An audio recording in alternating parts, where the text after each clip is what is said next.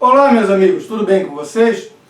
Hoje nós vamos falar sobre importante filósofo do movimento do idealismo alemão.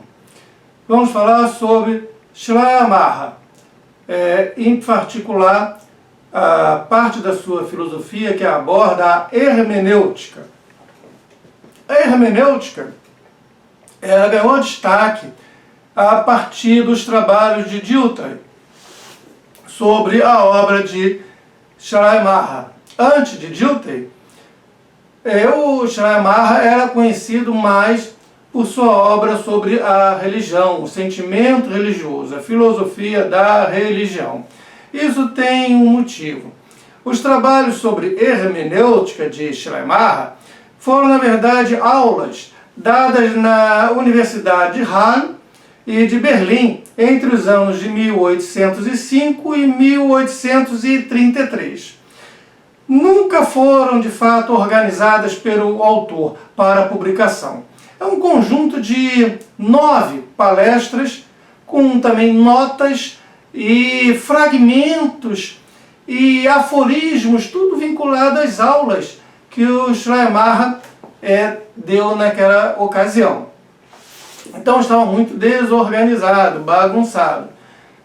Coube ao Dilthey pegar esse trabalho, dar uma forma e um entendimento ao mesmo, destacando a originalidade deste nosso autor, como precursor da atual hermenêutica. Veja, a hermenêutica é a disciplina, é a ciência que há de cuidar da interpretação do texto, seja o texto escrito ou o texto falado, do real entendimento, compreensão do texto. Vai estar presente na história, mas também vai estar presente na filosofia e na filologia, que é o estudo da linguagem, como nós usamos e como se forma a linguagem. Segundo o Schleiermacher, cabe ao intérprete ir até o momento inicial da criação do texto, tentar buscar qual a verdadeira intenção do autor ao produzir aquele texto. Por isso que o Schleiermacher é considerado o pai da hermenêutica moderna.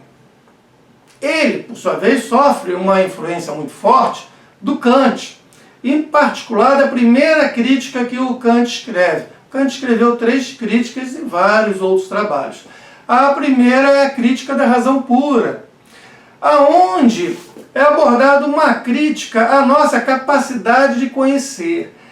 Essa ideia de buscar como se dá o nosso conhecimento, uma crítica à nossa capacidade de conhecer, está muito presente nas ideias sobre hermenêutica apresentadas por Schleiermacher. Antes dos trabalhos de hermenêutica de Schleiermacher, já havia quem trabalhasse na área da tradução, os intérpretes, os tradutores. E veja, na verdade, antes dele, já haviam diversas regras que tratavam o assunto, dividindo mesmo em partes. Coube, no entanto, ao Schleiermacher reunir todas essas diversas regras, e num todo coerente. O Schleiermacher busca uma compreensão do conhecimento. Ele busca um problema prévio a todas essas regras que já existiam. Antes de eu pegar essas regras, eu tenho que ver qual o problema que antecede as mesmas, as regras da linguagem, as regras da tradução. E aqui nós entramos, então, na hermenêutica. A hermenêutica, antes de Schleiermacher, ela tratava basicamente de textos religiosos. Eram textos bíblicos, eram textos clássicos de teologia.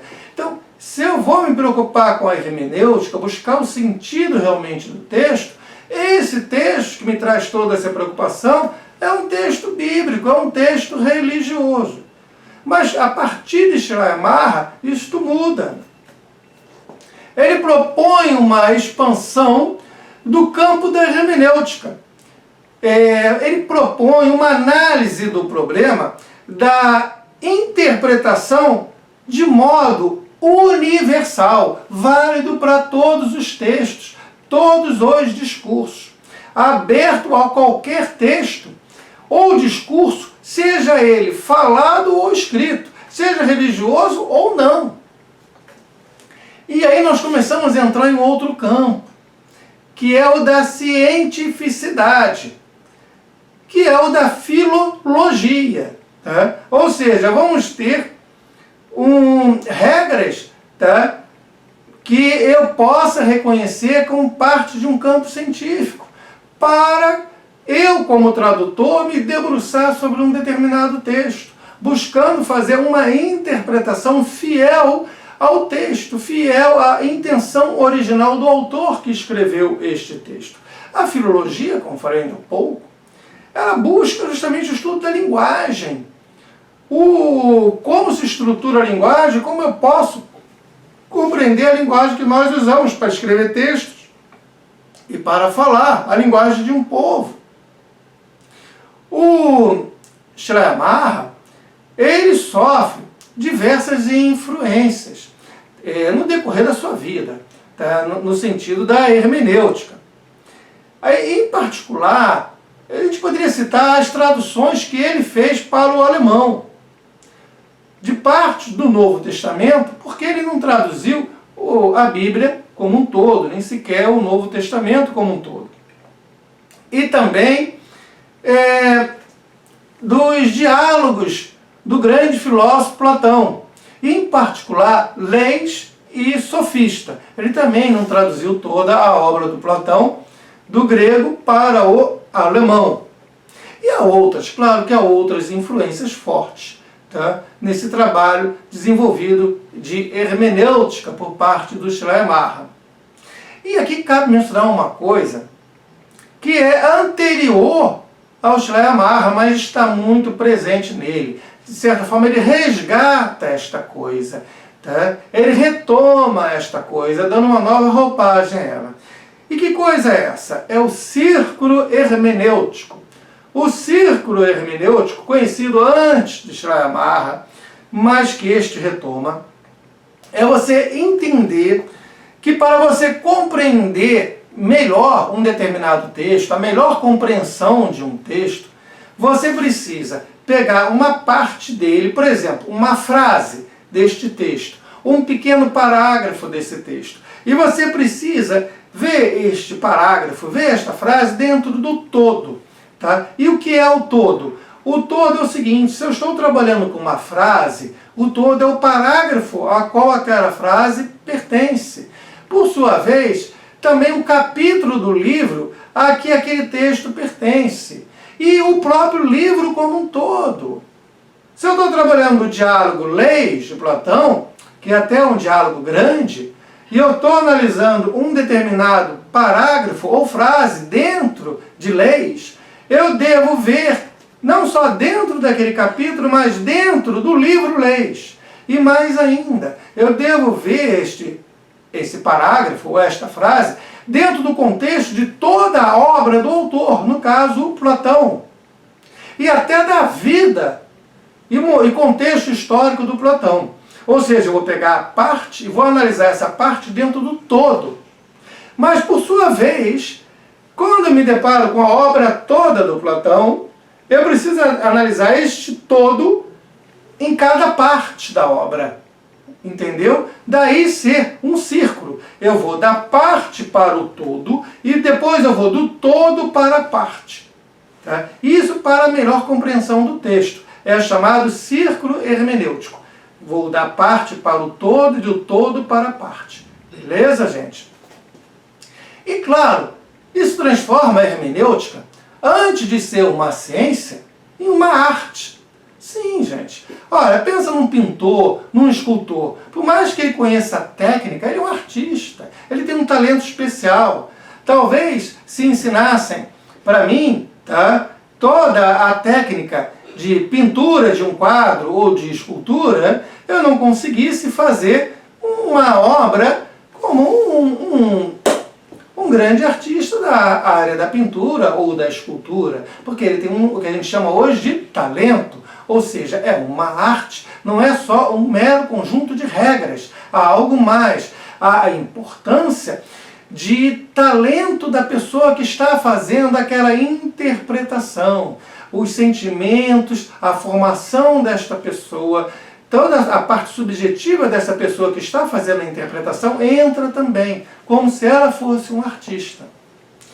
Então há também a necessidade de reconstruir da forma mais correta possível toda a evolução presente na atividade criativa, construtiva de quem produziu o texto ou o discurso original. É preciso compreender o texto por meio da linguagem nele empregado e por meio também do falante, que dele fez e faz uso. São duas coisas. Veja, você tem o texto, seja ele escrito ou falado, uma coisa aqui. E eu tenho o falante, aquele que fala ou que escreve o texto. E eu devo compreender este texto por meio deste falante e compreender as ideias desse falante por meio deste texto. Então, aqui eu tenho dois momentos na compreensão hermenêutica. Eu tenho a compreensão gramatical, tá? E também um momento de compreensão psicológico. São os dois momentos, tá? A linguagem e aquele que criou o texto, o autor. Os aspectos psicológicos, emocionais, intencionais de quem criou o texto. Aqui o Schleiermacher, ele há de se afastar do sujeito transcendental. E antes de prosseguir, deixe o seu comentário, eu quero saber a sua opinião. Se você não é inscrito, se inscreva no canal, tá? Eu estou aguardando o teu comentário e gostaria de dar uma lida, saber a sua opinião. Mas vamos lá. O que eu quero falar sobre sujeito transcendental? Lembra que eu falei que ele sofreu influência de Kant? Já falei isso em outro vídeo. Pois bem, o Kant, ele nos fala que existe um sujeito universal. Esse sujeito do conhecimento, ele está presente em toda a espécie humana. Porque a forma como eu, Silvério, percebo a realidade à minha volta, ela não é muito diferente da forma como você aí percebe a realidade à sua volta. Por isso que existem regras imutáveis, como a de causalidade, tá? De causa e efeito, que não está no objeto, está naquele que percebe, da forma como a nossa espécie percebe. E toda a nossa espécie, ela percebe da mesma forma. Então aqui nós temos o sujeito transcendental, tá? Que é como nós nos apercebemos do fenômeno da nossa percepção. É uma validade deste conhecimento para toda a nossa espécie. Mas o Schleiermacher há de se afastar dessa universalidade do conhecimento presente no sujeito transcendental ali do Immanuel Kant. Ele vai buscar um outro sujeito, que a gente poderia chamar de um sujeito histórico e limitado, em sua relação com outros sujeitos, que por sua vez também são históricos e limitados. Veja, é um sujeito dentro de um contexto histórico que tem que ser analisado. E não se trata de uma universalidade para todos os outros sujeitos, não. Tem a sua subjetividade ali no meio. Ele é limitado pela sua subjetividade e pelos seus valores. E aqui eu tenho o quê? Eu tenho também que o Schleiermacher há de valorizar e muito o uso, o emprego da linguagem. A linguagem, ela se apresenta como tendo uma estrutura histórica que se forma e que também muda no decorrer do tempo histórico. E retornemos aqui ao conceito de hermenêutica. Eu posso dizer que a hermenêutica possui dois aspectos. Um, que é este da linguagem, que é o aspecto gramatical. E o segundo, que é o que nós podemos chamar de um aspecto técnico-psicológico.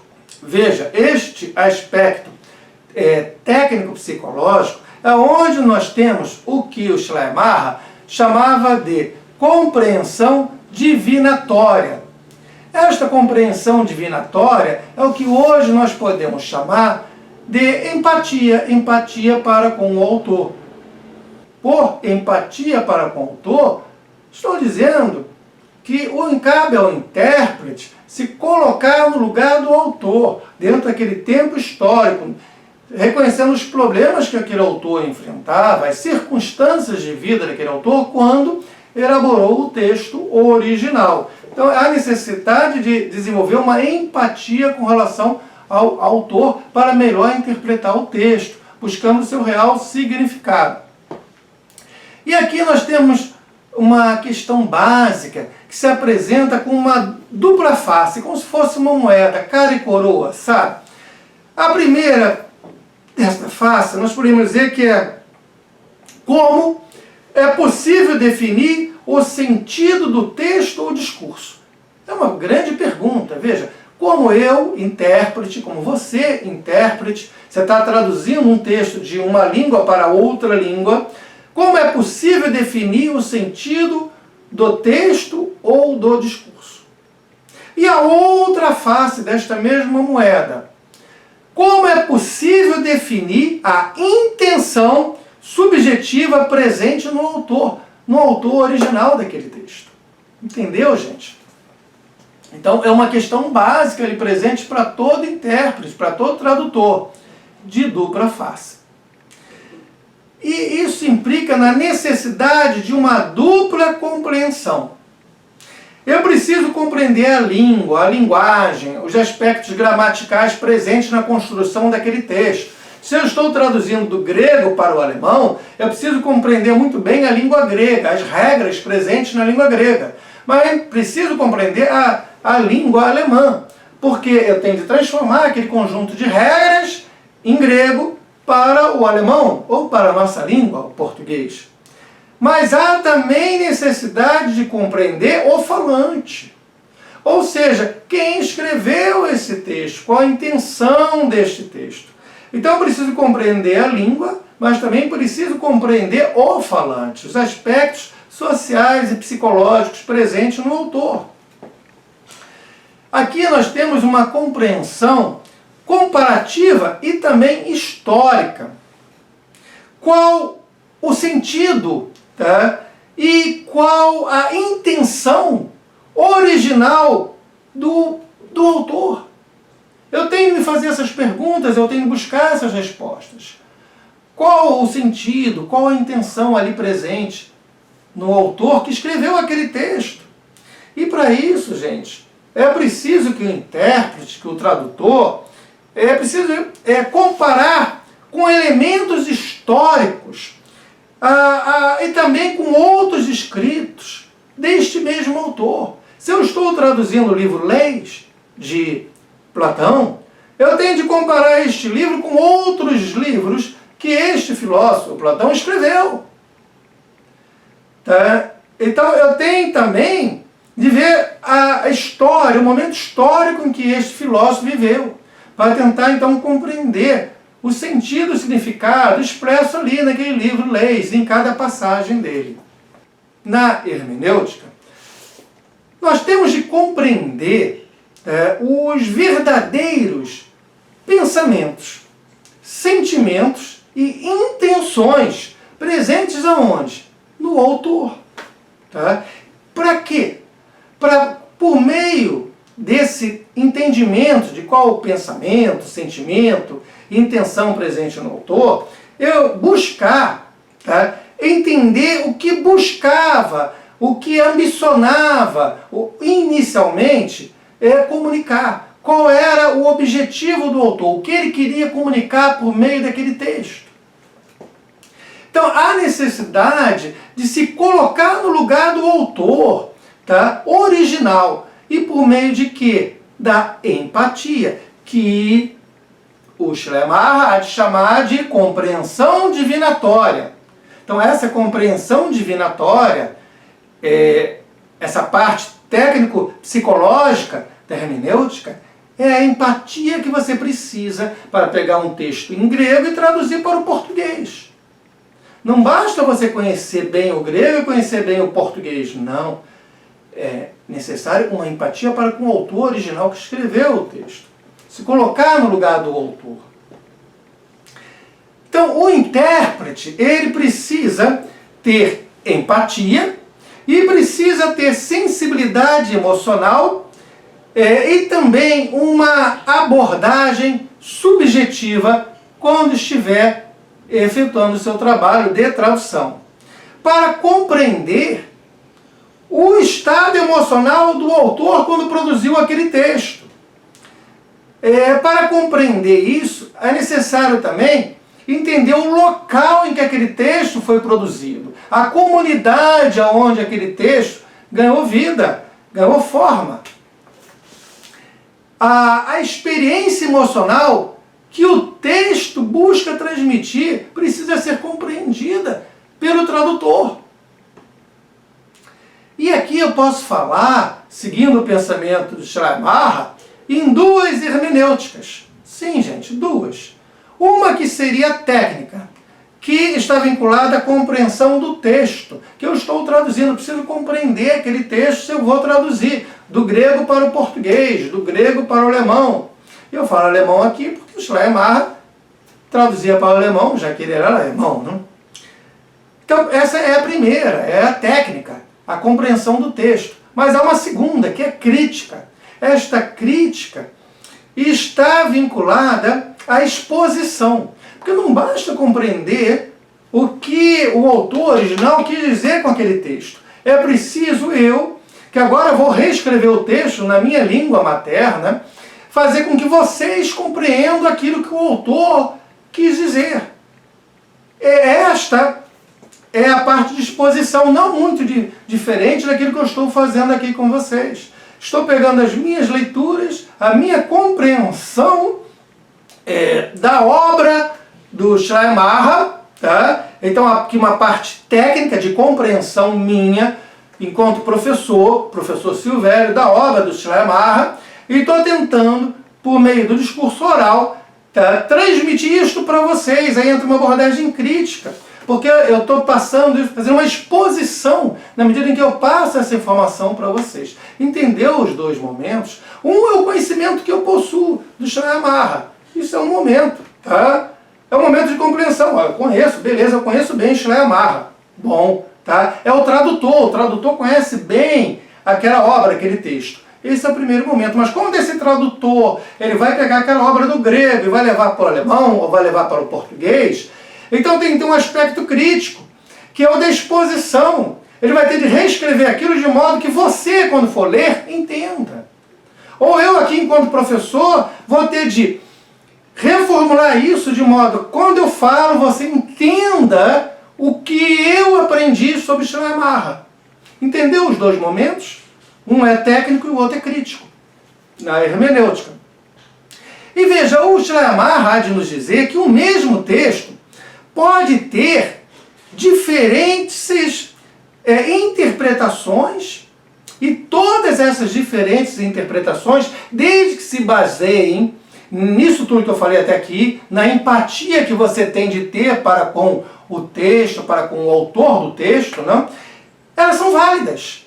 Ou seja, não há uma única visão correta de um determinado texto. Você pode ter uma outra leitura também válida, também correta, mesmo que não seja idêntica à primeira. O que eu quero dizer, vamos passar para a nossa aula. Por mais correta que esteja a nossa aula aqui sobre Schleiermacher, um outro professor, fazendo leituras sobre o mesmo autor, poderia apresentar uma aula ligeiramente diferente, mas também correta, porque seria uma outra visão baseada na sua vivência particular, nos seus sentimentos, nos seus estudos anteriores, na sua formação, na forma como você entendeu esse autor, no caso, o Schleiermacher. Mas veja, partindo de uma relação empática para com o autor, tá? Tudo isso que eu falei, ou seja, buscar a verdade do texto escrito em relação às regras gramaticais, às regras de linguagem ali presentes, e buscar o contexto histórico no qual o autor está inserido, a comunidade a qual ele pertence, as intenções que ele tinha quando escreveu aquele texto e o aspecto psicológico e social nele presente. Tentar me colocar no lugar do autor, de forma empática. Então, se eu faço tudo isto, tá, como eu também sou um sujeito limitado historicamente, eu posso ter uma visão interpretativa, tá, diferente de uma outra pessoa com a mesma bagagem que faça a mesma coisa. E ambas estariam corretas. Ou seja, é possível mais de uma interpretação correta de um mesmo texto, mais de uma interpretação, desde que baseada nesses fatores. E ele vê isso como uma coisa boa, ele não vê como uma coisa ruim não, tá? Ele vê como algo positivo. Então um texto ele tem muito a nos dizer, um discurso tem muito a nos dizer, mais até do que o próprio autor, o autor original, percebia que estava colocando ali. Gente, eu espero que vocês tenham gostado. Claro, há outros vídeos no canal sobre Schleiermacher, e vou fazer mais vídeos ainda. Dá uma olhada na nossa playlist Idealismo Alemão. Olha, gente, muito obrigado pela presença até aqui, valeu mesmo, até mais.